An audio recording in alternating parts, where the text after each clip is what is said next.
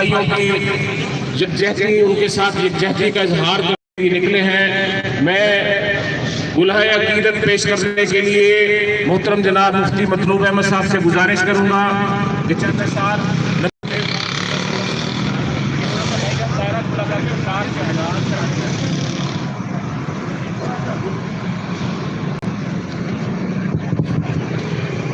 مفتی مطلوب احمد سعیدی صاحب گلہائے عقیدت پیش کریں گے۔ تمام احباب میرے ساتھ مل کے قصیدہ بردہ شریف میں دو شعر پڑھ لیں۔ مولایا صلی وسلم دائما ابدا علی حبیبک خیر الخلق کلہم۔ مولایا صلی وسلم دائما ابدا علی حبیبک خیر الخلق کلہم۔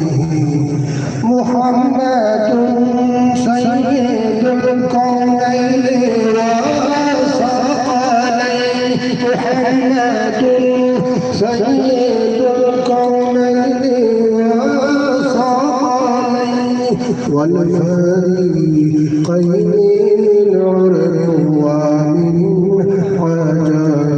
مولایا صلی وسلم دائما ابدا علی حبیبک خیر الخلق کلہم۔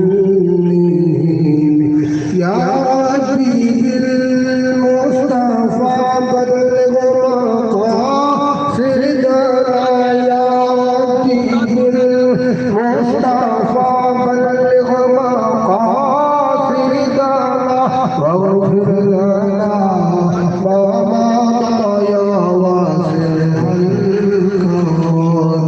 مولایا صلی وسلم دائما ابدا علی حبیبک خیر الخلق کلہم۔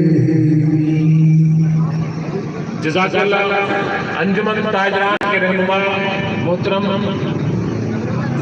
عامر عزیز بھائی سے گزارش کروں گا یکجہتی کشمیر کے حوالے سے چند الفاظ آپ کے سامنے بولیں۔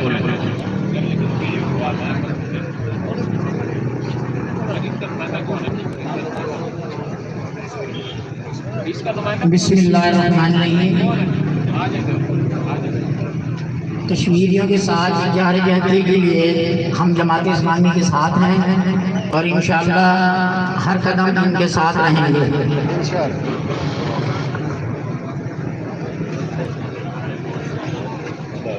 آج کا یہ پروگرام الحمدللہ تمام دینی جماعتوں اور مختلف مکاتب فکر رکھنے والے لوگوں کا نمائندہ اجتماع ہے جو اپنے کشمیری بھائیوں کے ساتھ یکجہتی کا اظہار کر رہا ہے۔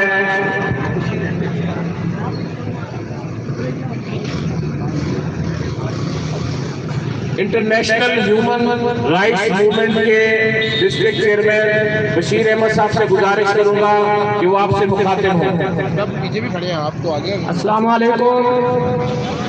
International human rights movement Pakistan کی جانب سے ہم کشمیری بھائیوں کے اس احتجاج میں شامل ہیں اور انشاءاللہ ہم کشمیری بھائیوں کو بتانا چاہتے ہیں کہ ہم آپ کے ساتھ ہیں۔ کشمیری بھائیوں کی جو اظہار رائے ہے آزادی کے سلسلے میں اس کا احترام کریں اور ان کے جو ہے نا انسانی حقوق کا تحفظ فراہم کریں۔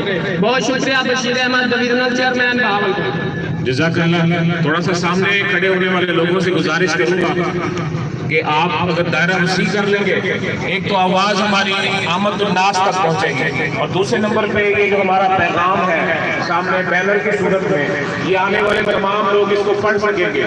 صرف میڈیا کے دوستوں کو قریب کھڑے ہونے پہ، باقی آپ ایک وسیع دائرہ کر لیں۔ الحمدللہ آج کا یہ پروگرام بھی بغیر کسی ٹریفک کے خلل ڈالے حسب روایت خوشگوار موڈ کے اندر اپنی منزل کی جانب رواں دواں ہے۔ میں اپنے اگلے مقرر محترم جناب خالد بن جلیل صاحب امیر جماعت اسلامی صوبائی حلقہ 246 سے گزارش کروں گا کہ وہ آپ سے مخاطب ہوں۔